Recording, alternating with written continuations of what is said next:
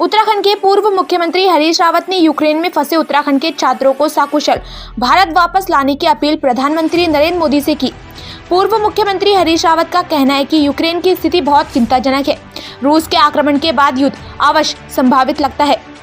इससे तीसरे विश्व युद्ध की भूमिका बन रही है यूरोप की धरती से, और यह अचानक नहीं हुआ है। बहुत लंबे समय से स्थितियां बन रही थी और पिछले कुछ सप्ताह से यह लग रहा था कि आक्रमण होगा। ऐसी स्थिति में भारत के नागरिकों की सुरक्षा बहुत जरूरी है और उनको सुरक्षित स्थान पर ले जाना भारत सरकार की पहली प्राथमिकता होनी चाहिए। उत्तराखंड के कई सारे छात्र यूक्रेन में फंसे हुए हैं और उनके परिजन काफी चिंतित हैं।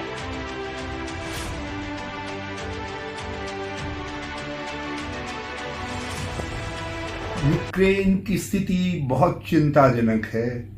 रूस के आक्रमण के बाद युद्ध अवश्य संभावी लगता है।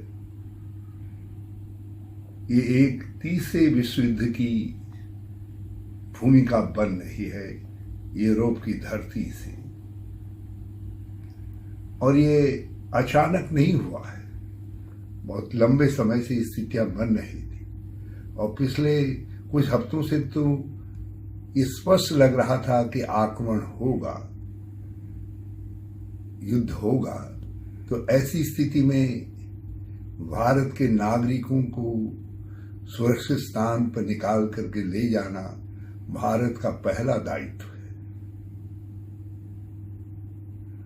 उत्तराखंड के भी छात्र बड़ी संख्या में जो वहां अध्ययन करने के लिए गए थे फंसे पड़े। माँ बाप बहुत चिंतित है, प्रत्येक भारतवासी बहुत चिंतित है। कहा जा रहा है कि वहां छात्रों के पास डॉलर उपलब्ध नहीं है, निकासी का कोई रास्ता है नहीं, केवल भारत सरकार ही रूस से और यूक्रेन से बातचीत कर सेफ पैसेज निकाल सकती है। मैं समझता हूं सरकार बातचीत कर रही होगी, मगर चिंता तो चिंता है। और